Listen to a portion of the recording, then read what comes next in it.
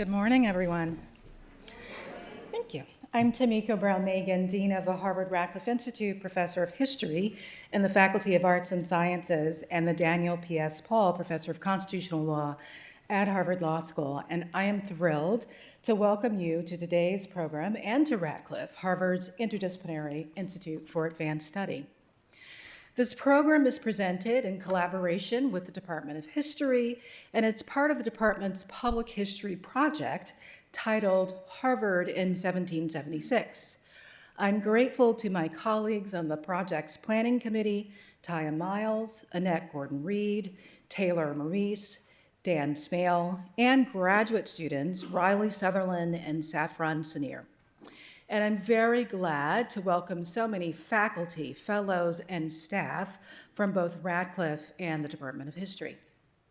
Last but certainly not least, I'm honored to welcome today's distinguished speakers, Ken Burns and Sarah Botstein, directors, and David Schmidt of the acclaimed series, The American Revolution, and my colleagues, the eminent historians, Vincent Brown, Philip Deloria, Annette Gordon-Reed, and Bruce Mann.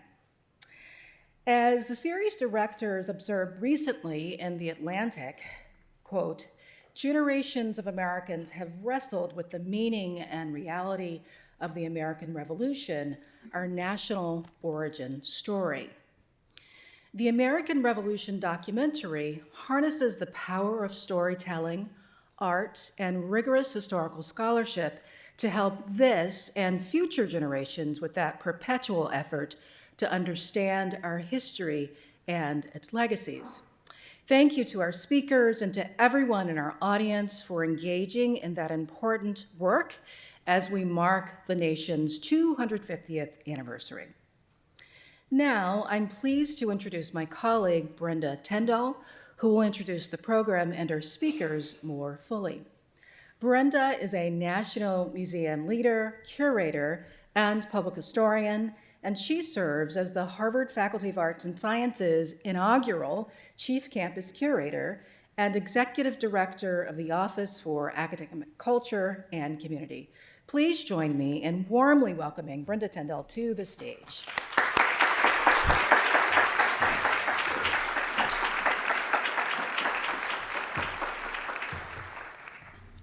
Good morning. I am delighted to bring greetings in my capacity as the Faculty of Arts and Sciences Chief Campus Curator and as the Executive Director of the Office for Academic Culture and Community. This office is deeply committed to advancing mission-driven initiatives and programs that invite dialogue, discovery, intellectual rigor, and engagement within and across our dynamic community of faculty, students, staff, affiliates, and the broader public. For these reasons and more, we are honored to partner with the History Department in its 1776 committee, the Harvard Radcliffe Institute, and other university partners as we reflect on the nation's semi-quincentennial. As a public historian and museum scholar practitioner by training, I've long appreciated the role that documentarians in the genre of film have played as purveyors of history and memory. In many ways, Ken Burns is singular, and his body of work has an uncanny way of bringing the nuances of the past into sharper focus in the present. In short, his films are a masterclass in the art of historical narrative and storytelling. And he and his collaborators have done this again with their latest documentary, The American Revolution. With that, I have the unique privilege of introducing our esteemed panelists. Ken Burns is the director and producer of The American Revolution. Sarah Botstein is the director and producer of The American Revolution. Vincent Brown is the Charles Warren Professor of American History, a professor of African and African American Studies, and an affiliate of Art, Film, and Visual Studies at Harvard University. Tamiko Brown-Nagin is Dean of Harvard Radcliffe Institute, the Daniel P.S. Paul Professor of Constitutional Law at Harvard Law School, a professor of history in the Harvard Faculty of Arts and Sciences. Philip J. Deloria is the Leverett Saldenstall Professor of History at Harvard University. Bruce H. Mann is the Carl F. Shipper Jr. Professor of Law at Harvard Law School. Annette Gordon-Reed is the Carl M. Loeb University Professor at Harvard University. It is my pleasure at this juncture to introduce filmmaker Ken Burns, who will introduce the American Revolution. Thank you.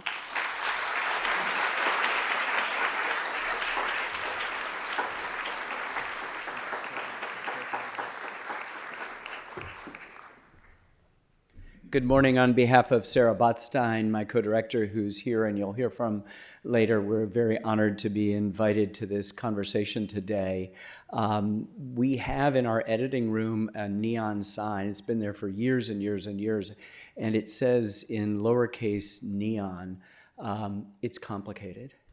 In one level, the filmmakers when a scene is working, you never want to touch it again, but often in our line of work, thanks to the extraordinary scholarship of the people that we interview on camera, but also use again and again and again behind the scenes and early drafts of scripts and then blind assemblies and then rough cuts and fine cuts, help to realize that the scene is more complicated, that there's undertow, there's contradiction. And a good narrative ought to be able to tolerate that. And so it's complicated means that we will always have the facts win over the art, and that somehow the art will eventually obtain, and we hope it has in this case. One of the things that we don't like is to show just clips. The original plan had been to show 8 clips totaling 44 minutes this morning, but we were down in the green room, and Vince and Phil and Annette and Sarah and I were discussing it, and we decided to have the Radcliffe folks lock the doors, and we'd show all 12 hours. And we just hate to have the thing taken out of context and misunderstood, particularly in an academic circumstance. And so you guys will be out before midnight if we don't take any breaks.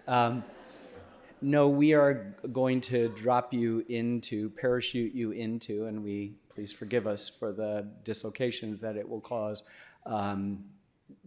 several scenes, eight scenes, clips from across the series that I think speak to some of the themes that we hope to engage in the conversation, but also give full voice to the extraordinary scholars who aided us not just behind the scene but on camera, and particularly Vincent Brown and Phil Deloria and Annette Gordon-Reed, who you will see in the upcoming minutes. So can't wait to be back and have conversation with you. Thank you.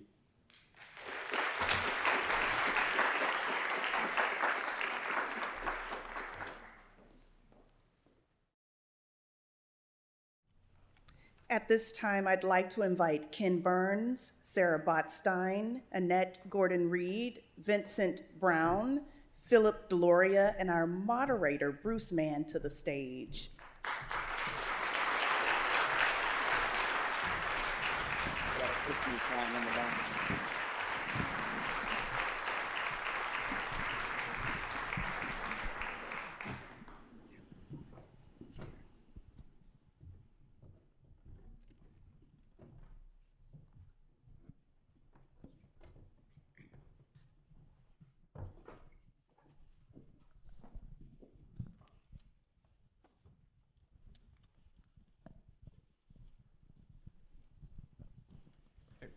Thank you. On behalf of the panelists, I'd like to welcome everyone.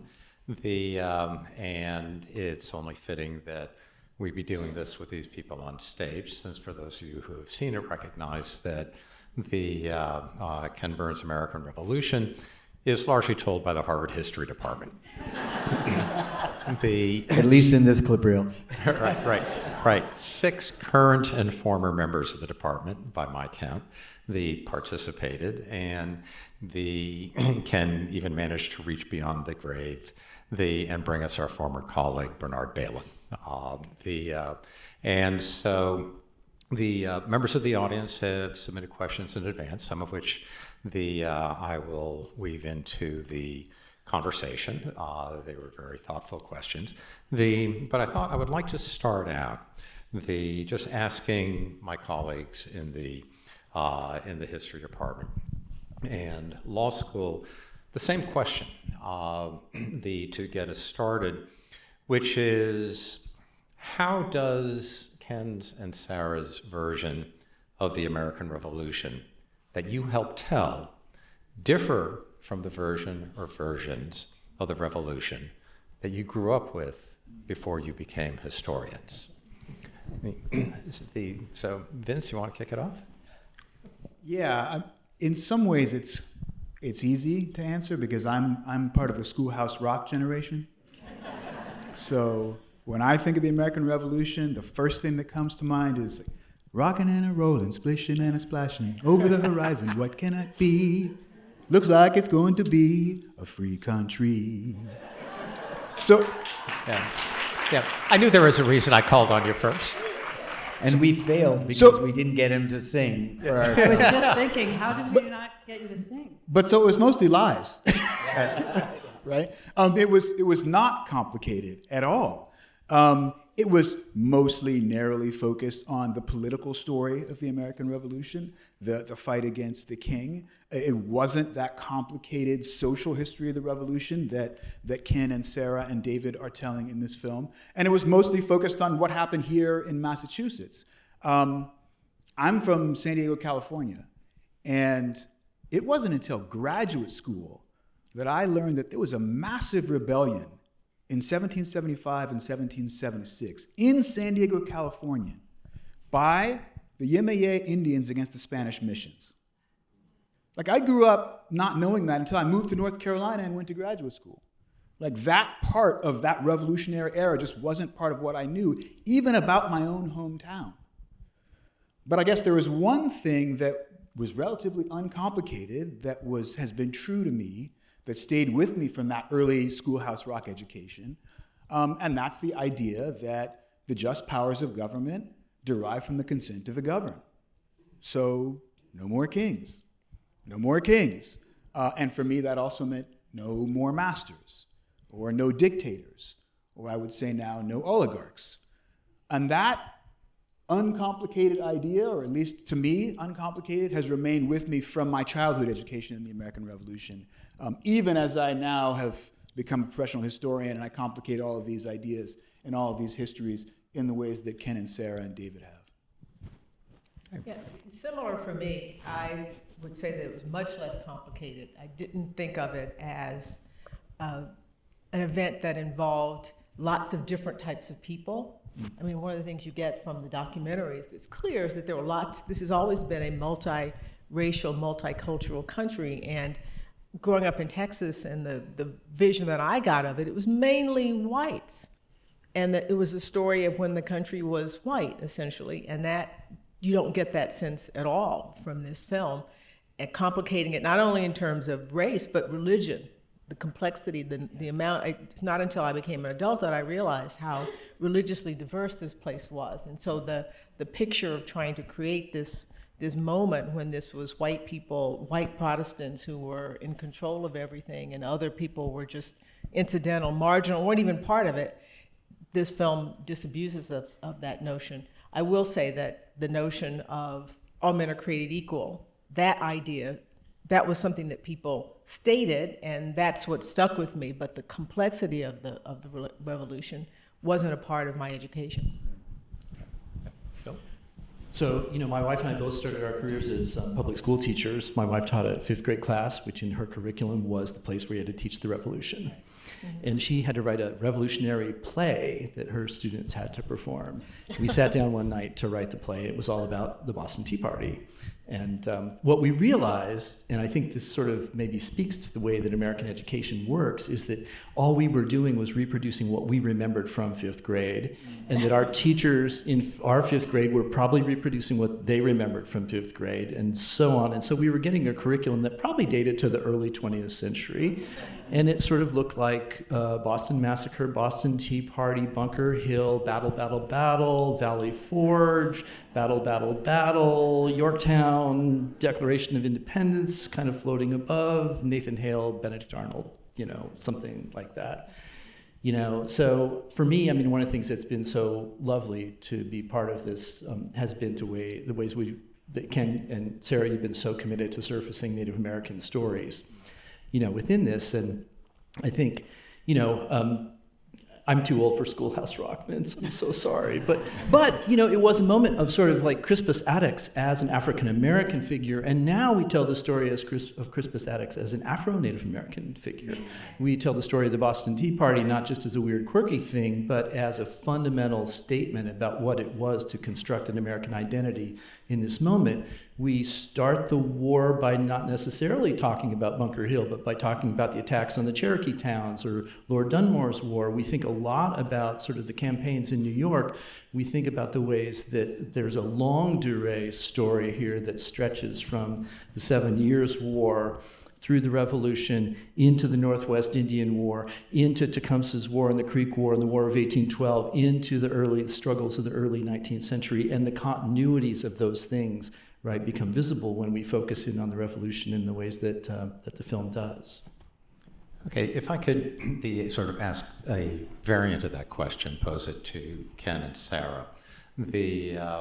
As your colleagues have mentioned, and everyone is aware, history is complexity, and in part we see that in the neon sign in the editing room. And for historians, there are many American revolutions. So my question for Ken and Sarah would be at what point did you become aware of the complexity of the stories that you were telling, and how did you then decide how many of those stories to weave together and which ones you might have left out? Well, I think we've been rolling this way for nearly 50 years, so we know that history is complicated a priori. We also know that we are often distracted by sort of theories or approaches or single perspectives that are lenses on an event that then therefore defines all the others.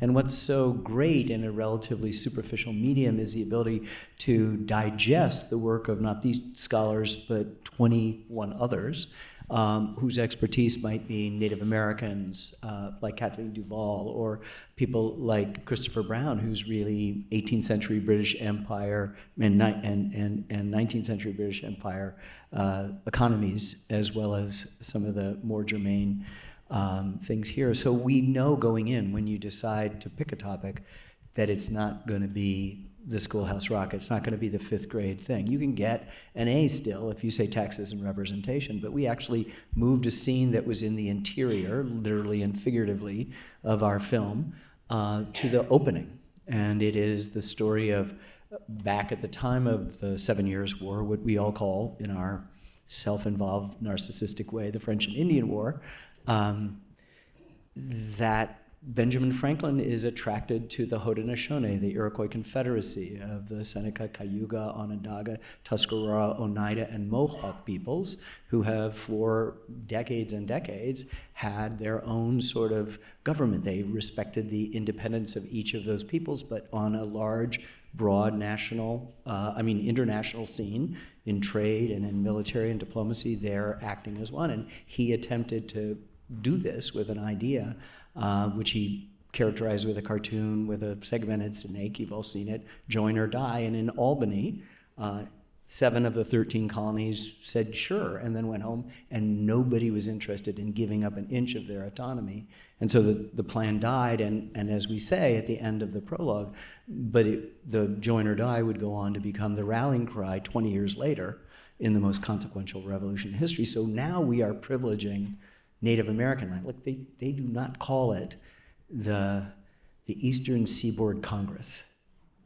They call it the Continental Congress. They give Washington the head of the Continental Army. They know where they're going. And if you see this not just as a revolution, an incredibly important moment in world history, and a bloody civil war, and a world war over the prize of North America, you have to always be saying that the word prize is a stand-in for Indian land, period. And so our film is informed by all of those varieties of perspectives of seeing it, as all of the films that we've made have been. And so going in, we know that. Yeah, I mean, just to peel back even farther, when we were really, really early in the process and meeting different historians and thinking about who to interview, and Jeff Ward is sitting in his office reading and trying to figure out the story, I think it's important to remember that we always work chronologically, so we're telling a story from beginning to end, and if you bite off the American Revolution, that story is a military story of a very brutal, terrible war. It's a really intriguing story of politics, and our people who we think of as the founders were not a monolith, debated themselves, weren't sure how the story was going to turn out, didn't know what was coming next. And a hugely complicated social history of, as Annette was saying, this really complicated country, and it's always been that way. So when we start, we're thinking ourselves, and Ken always uses the word calibration, of how we're going to calibrate those three things: the military story, the political story, and who's involved in both those things, and making sure that our audiences is mindfully thinking in a scene about X, oh my gosh, what does that mean for these people and this community? This is not, you would assume that making a film like this was additive. It's not, it's subtractive. We collect 500 hours of material for the 12 hours that we were about to impose on you this morning. And they're really great moments. It's Phil at the Boston Tea Party going, I mean, any school kid will tell you they're dressed as Native Americans, and maybe a quarter of them will say that they're trying to put off, why, I will ask, every audience, adult as well. And they say, well, to blame them. And you go, no. It's to, and it just gives another flavor, and it's ironic. It has great undertow. We're talking about Vince, the San Diego. We have a wonderful moment as things are about to happen in New York, where we show a map of the northern Western Hemisphere, and we say in the summer of 1776, empires were on the move. The Spanish in the west, the Russians towards Alaska. We say the Lakota on the northern plains and the Cheyenne on the southern plains, and the greatest military power off Staten Island was landing tens of thousands of troops to begin the greatest battle, the largest battle, I should say, of the American Revolution, the Battle of Long Island, which is a defeat. And so you have constantly, as Sarah's suggesting, this idea that you can get into an intimate moment in a quote, or meet a teenager, and not just, like Joseph Plum Martin, who's 15 when he signs up that July, or somebody like Abigail arguing with her husband over rights, that you are also aware of this global stage on which it's taking place, and that these, the irony of dressing up of Native Americans is, of course, that for the last 150 years, we've done nothing. The land that is the 13 colonies was once Native American land, and we will spend the next 150 years getting rid of the rest of it. And that's part of the story of empire. We like to think of ourselves, we're not like Portugal, we're not like the Dutch, we're not like the Spanish, the French, or the British, but there are 300 nations in what is the political boundaries of the continental United States. Yeah. I mean, there have been, certainly enormous changes in how we view the general field just in my professional lifetime. When I started out in the field, it was American colonial history, and it focused on the 13 colonies. But truth be told, it was really only Massachusetts. And then very early on, maybe add Virginia. But then it broadened, and it became early American history.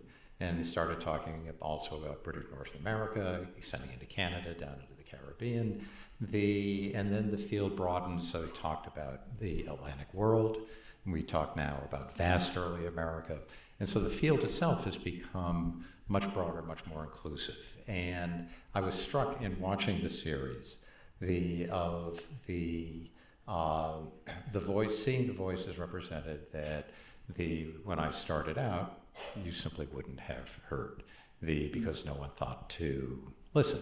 And so with that in mind, I'd like to ask our history colleagues, given that now perhaps a quarter of the population of the United States have no ancestral ties to the country that extend any further back than, say, 1965. What is it about the story of the American Revolution as we tell it now that can connect to people who have no personal ancestral ties, but who are parts of this nation? Phil, do you want to start off? I mean, this is something that Vince always speaks to so well, I think. If you think that the Declaration is basically the vision statement for the country, then that means it's relevant to everybody, no matter when they come, no matter where they come from. And if you then think that the Constitution is the operating manual, right, and that the disjunction between the vision statement and the operating manual is part of the dilemma of the United States and its history, this is the mission then for anybody who's here, is to figure out how you take the utopian content, right, of all men are created equal, all people are created equal, and how you actually reconcile that with all of the compromises that are to be found in the Constitution and all of the history that has ensued since. I mean, this is the task, right? This is exactly where we stand at this moment. And everybody has to take up that burden. So no matter when you come, or where you come from, I mean, we're all in this. Yeah. And the revolution is the thing that actually makes it functional, right? That's why we have to understand it. We've been debating about whether or not this is a country that is based upon a creed and ideas or documents, and the view of some people that it is actually a country that is based upon ancestry, or would like for it to be a country that's based upon ancestry, leaving aside the complexity of what that ancestry is, as we've said. So if you come to this country and you believe those things, you understand the Declaration, you believe in the Constitution, then you're an American. You're a part of all of this. You take it up. It's a mission. It's an experiment, and they can become a part of it. So it isn't just about where you're born or what family you come from or what race you come from or religion. It's about your belief in this idea, in this creed that is expressed in the Declaration. And the Constitution is, as we said, there's a little disjuncture there, but it is a foundational document that people can make an allegiance to and understand that they're part of this project. We believe very much in that, and in fact, our team of people making the film range in age from 23 to 85, and they all have different relationships to the history and to the story personally in themselves, and that was an animating, fun part of telling the story. Actually, I'm with Annette on It's pretty touching interesting. those stones. It's pretty interesting that from what Phil said about the sort of the mission statement versus the oops of a lot of the Constitution, in the 19th century, William Lloyd Garrison is for throwing the Constitution out. It's a bad, evil document, and it's Frederick Douglass and others, including Lincoln later on, that resurrect it. But what they both do is they reach back over the Constitution and they pull back. So Jefferson doesn't have the centrality. July 4th didn't have the sort of the meaning until it was when we were into the full-on debate about slavery and abolition and emancipation. And it's very interesting that the Gettysburg Address, which we argue is one of the great speeches, begins with a nod to the Declaration, not to the Constitution. Although Lincoln spends most of his time arguing constitutional fine points as he's trying to make the document more elastic. But that's the great thing. We know when we were born. Very few people do. We know exactly to the day when we were born, and we know what we're for. And then in it are all these things, like we debate happiness. We believe it's lifelong learning. I assume this institution does too, and not the acquisition of things in a marketplace of objects. But the key word is pursuit. And just 11 years later, it's a more perfect union. So you have this sense of a country in the process of becoming. And that's very becoming, I think, is to have at least that animating thing. So it does not matter. You are as legitimately American if you stepped off the plane at JFK this morning as you are if you landed in the Mayflower or were Native American for 600, 700 generations. I think that's exactly right. And I feel like the most vibrant form of nationalism is the adherence to the idea, not to any idol, not to founding fathers, Right. not even to any document, but to the ideas expressed, That's articulated in those documents. Those are artifacts of much more important and larger ideas that we're still fighting for and they'll continue to fight for. I mean, my family is originally from the Chesapeake, probably in the 17th century. So I guess it would serve me if this were a blood and soil nation, right? Which, Well, in which, I don't in which think my that you would ancestry made be. me more American than anybody who came in the 19th century. But that's not, I think, the most vibrant, vital form of No. nationalism for us at all. I don't think we can work that way. Yeah, But there are people I who did do. an interview with Christianity.com, a podcaster, Chris something, and the guy was lovely for an hour, but at some point he was really angling that all the confusion, the mess of democracy suggests that it ought to be about blood and soil. And then I just said, oh, okay, well then it's Native American, right? Because it's their country, right? And then he was so flustered because you can't go anywhere, because if you've pretended that there was only one type here, you're still lost, because everything belies all the other things. And your patrimony here, Vince, is maybe as long as the Burnses came from Scotland in 1750. Brother, We knew that, right? You know. Yeah. Well, on that, the following up a bit more on that, there's a big contrast if you think of two different bodies of citizens. If you've ever witnessed or participated in a citizenship naturalization ceremony,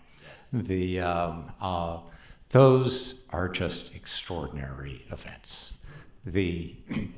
I get choked up just thinking about them.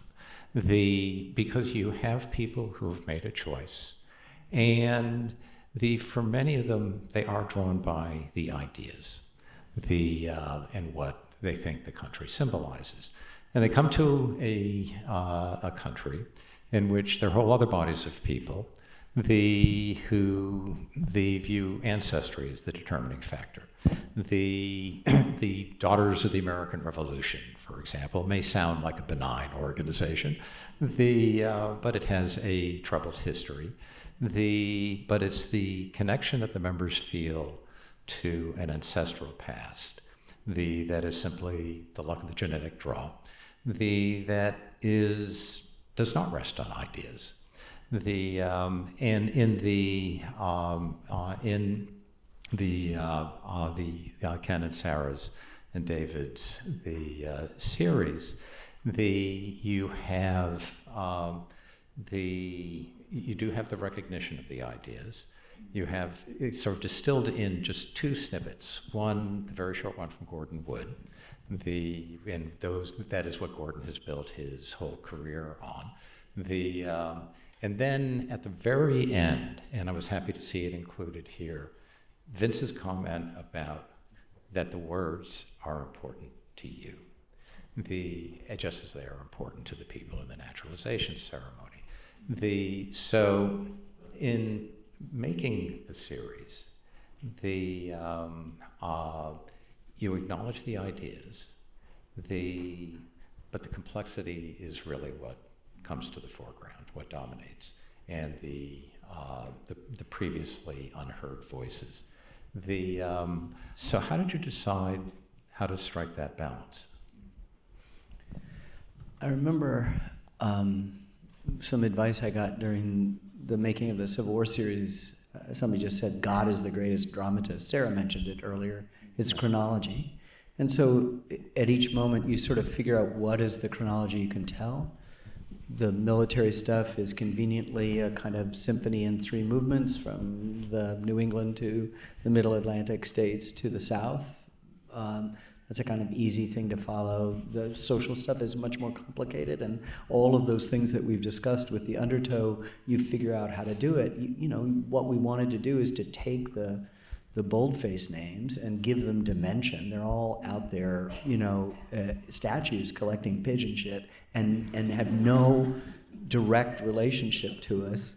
And so if you give them the complexity, we had two little clues, he's writing the Declaration, and he's being served by his manservant, his kid, right, who is the product of his father-in-law and his mother, who is owned by the father-in-law, which he inherits at his father-in-law's death because his wife can't do it. He goes home when there's articles and he's going to go home to his sick wife who dies.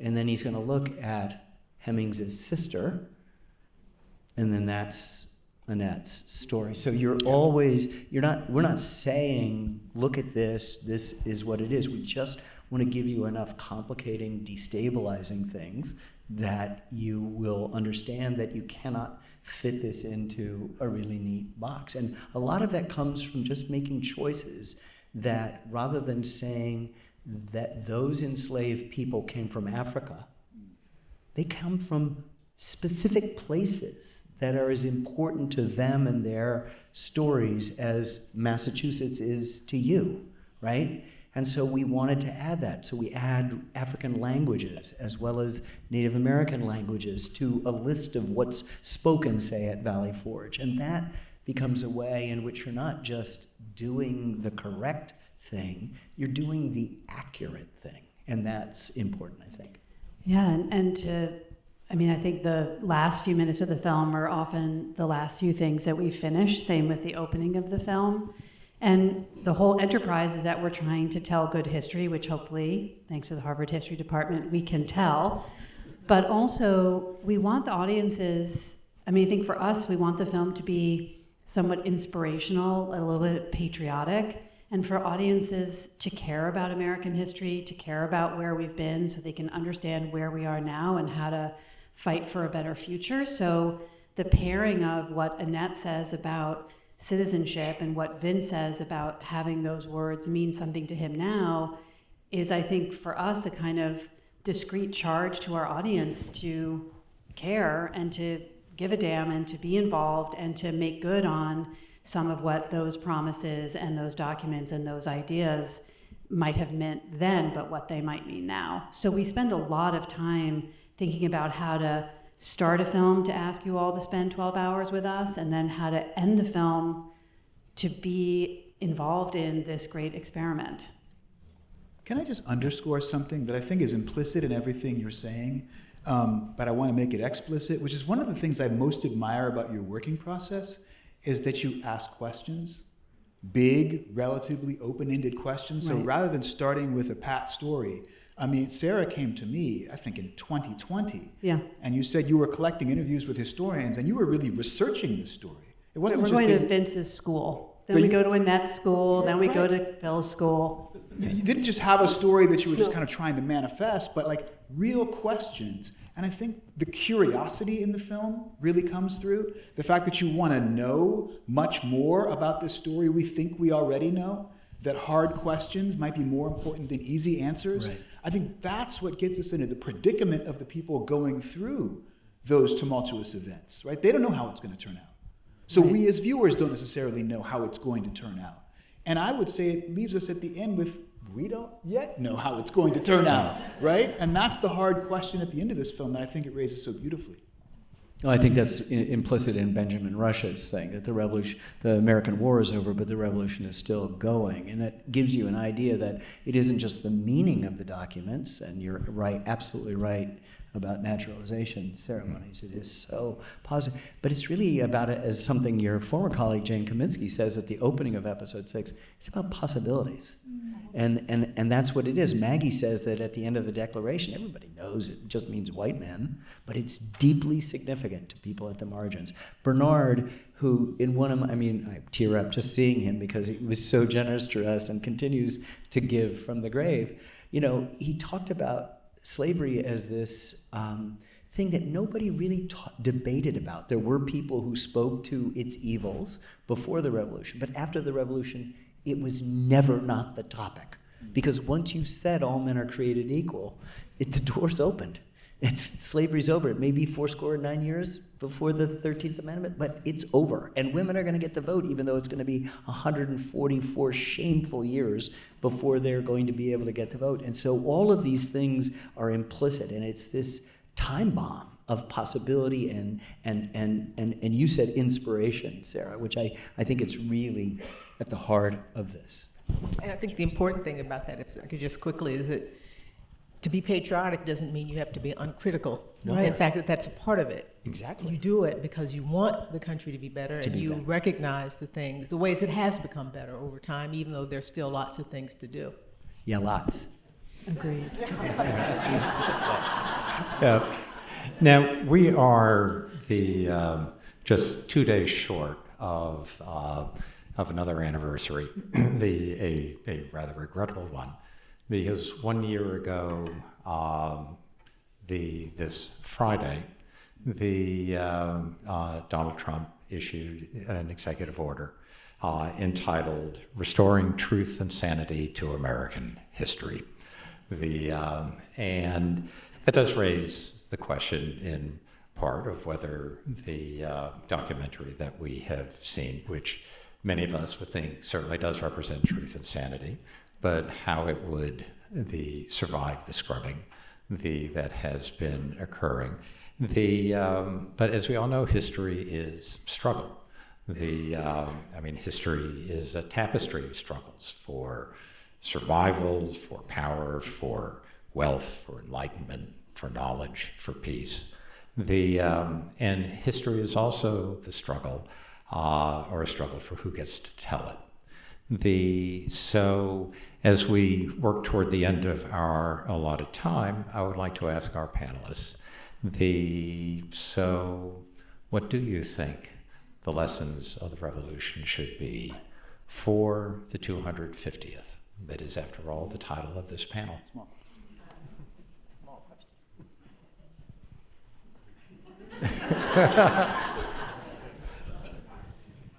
So when I was in graduate school, I had a professor, the great Lawrence Goodwin, who was a historian of populism in Texas.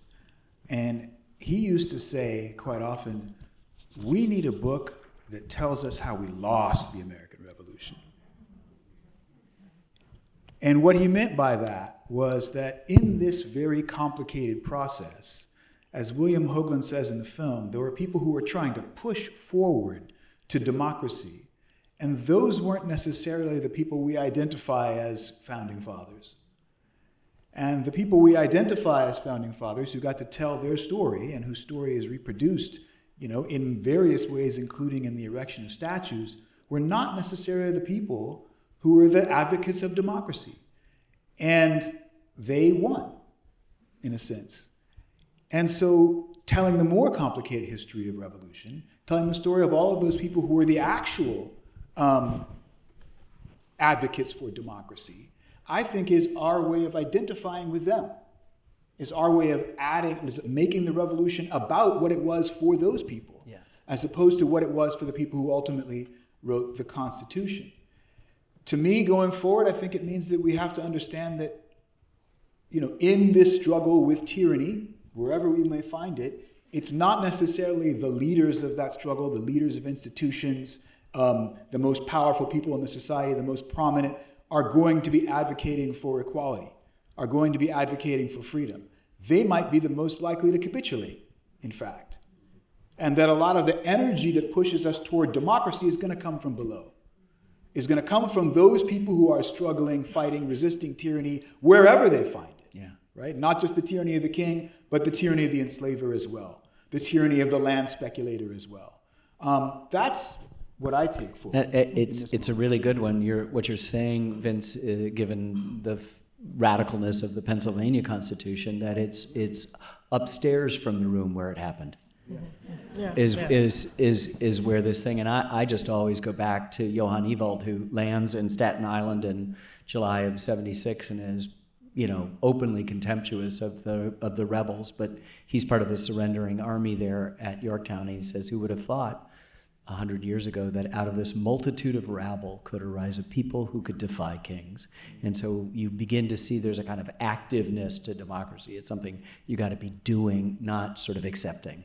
Well, it's interesting that we're having the 250th at this particular moment. It's a very strange time in the country's history, and going along with what you're saying is that this is probably the first time that I've thought more about the grievances of the Declaration than the preamble.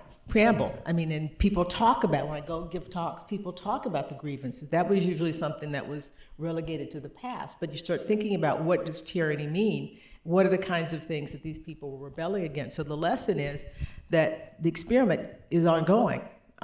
You constantly have to fight against that. There's no moment that you can rest and assume that people who would take sort of tyrannical views and want that position are not going to try to make their moves. The people have to be vigilant, they have to be involved, and as you said, it's usually the people on the bottom, the people who are, who are out there every day, not necessarily the leaders who can be counted on to make those moves.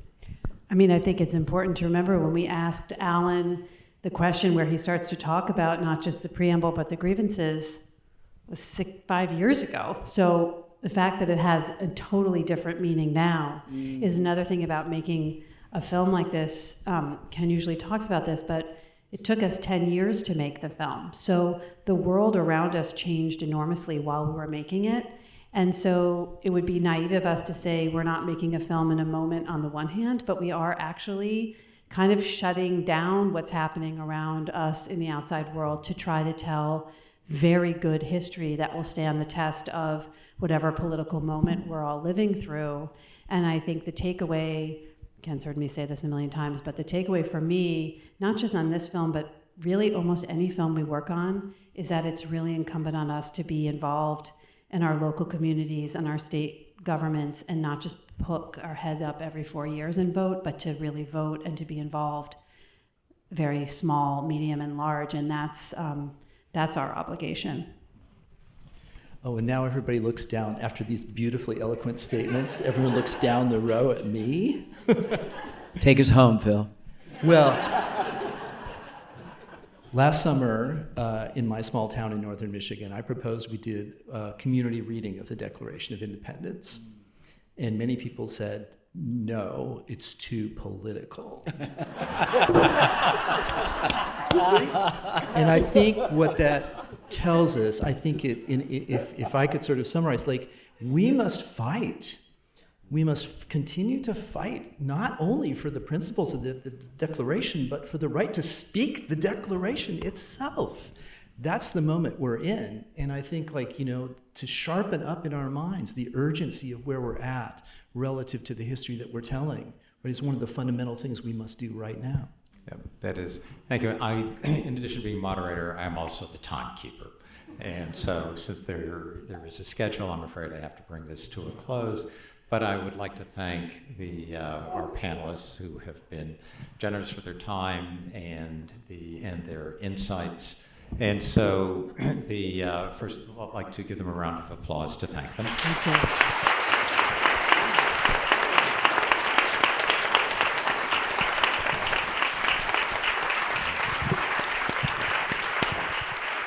And I would ask Brenda Tyndall to come back up to close things out. Well, I don't know about any of you, but I could keep going and going. This was an incredibly generative conversation. This concludes our program today. I want to thank Ken Burns and Sarah Botstein for their thought-provoking film clips. Bruce, Ken, Sarah, Annette, Vince, and Phil for their terrific conversation, and our audience for the many interesting questions. Please join the Department of History for our next America at 250 event, a mini symposium devoted to the Siege of Boston tomorrow at 2:45 in the Fogg Auditorium. For more information, please see the History Department website. We also invite you to also join upcoming Radcliffe events. Please see the Radcliffe website for more details. Thank you so much. Take care.